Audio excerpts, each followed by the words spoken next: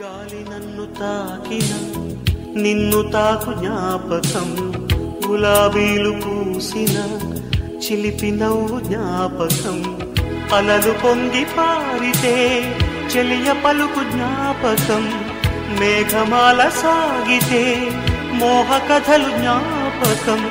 మనసు లేకపోతే మనిషి ఎందుకంట, నీవు లేకపోతే బతుకు దండగంట.